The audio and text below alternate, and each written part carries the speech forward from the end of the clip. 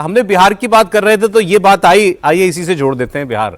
अभी मैं एक डेटा देख रहा था प्रोग्राम में, प्रोफेसर साहब इसका जिक्र कर रहे थे। शामिका रवि जी हैं, इकोनॉमिस्ट हैं और मेरे ख्याल से वो जो एडवाइजरी काउंसिल है उसके भी मेंबर हैं, जो सदस्य आर्थिक सलाहकार परिषद जी। तो अब ये डेटा डालती रहती है इकोनॉमी का। उन्होंने कहा बिहार में 12 साल पहले पश्चिम बंगाल से ग्रामीण और शहरी दोनों इलाकों में बहुत पिछड़ा हुआ था बिहार। 12 साल की बात होगी, ठीक, 12 साल पहले की। आज वो रूरल हाउस होल्ड कंजम्पशन में पश्चिम बंगाल को गांव में भी और शहर में भी पीछे छोड़ चुका है। भारत के बड़े बड़े राज्य बहुत विकसित हैं, कई राज्य, महाराष्ट्र है, तमिलनाडु है, तेलंगाना है, विकसित राज्यों में इनकी श्रेणी होती है, कर्नाटक हुआ, लेकिन फास्टेस्ट ग्रोथ रेट जो है वो बिहार का रहा है कई साल बीच में। मैं नहीं क्लेम करता कि पिछले साल या इस साल, कई साल और डबल डिजिट में ग्रोथ रेट होना ये बिहार का कई मौकों पर रहा है। तो ये अभी वो स्वामीनाथन अय्यर की जो बात कर रहे थे, लोग ये सब कुछ भी फैक्टर इन करते हैं। बस अपना जीवन सर अपना बदल रहा होगा तो सब उसी आदमी को पता लग रहा होगा ना जो रह रहा है। देखिए, झारखंड तो छिन गया था बिहार से। देखिए, जब हम लोग उत्तर प्रदेश से बिहार में प्रवेश करते थे पहले ट्रेन से, तो पता लग जाता था कि बिहार में ट्रेन प्रवेश कर गई है। अच्छा। ये बताने की आवश्यकता नहीं होती थी, उत्तर प्रदेश से ही गुजरते थे। और वैसे ही जब हम बंगाल में आज के दिन में प्रवेश करते हैं तो पता लग जाता है कि हम बंगाल में आ गए हैं।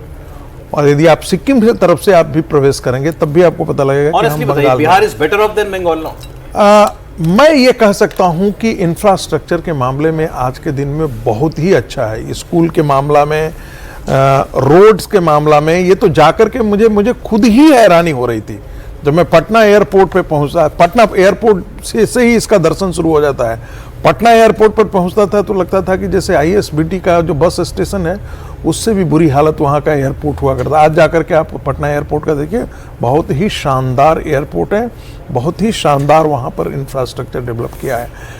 वहाँ से आप बेगूसराय जाना, मुझे लगता था कम से कम 6 घंटा तो लगेगा, कहीं 5 घंटा तो लगेगा ही। पहले लगभग इतना ही लगता था।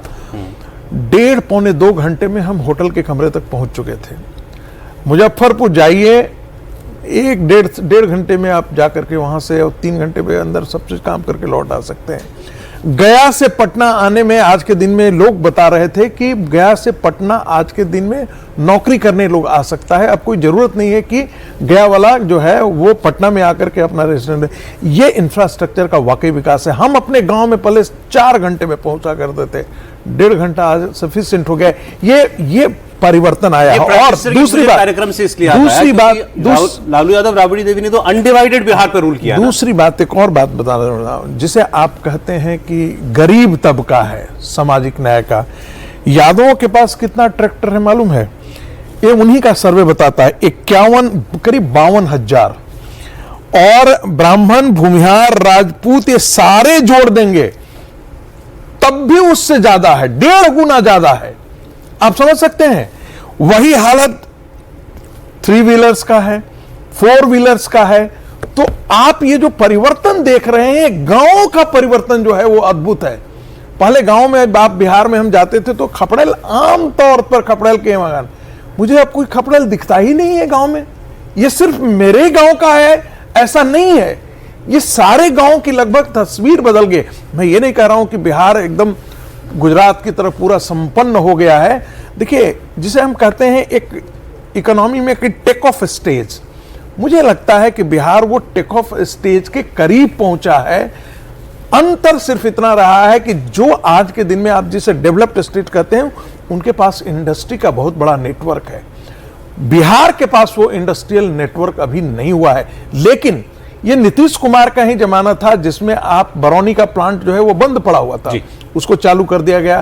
पेप्सी का सबसे बड़ा बॉटलिंग प्लांट वहां आ गया, जिसको हम कहते हैं जो दवा चढ़ाने के लिए जो आपको बॉटल वगैरह के जो इंजेक्शन है, उसका बहुत बड़ा प्लांट जो है वो हाजीपुर के।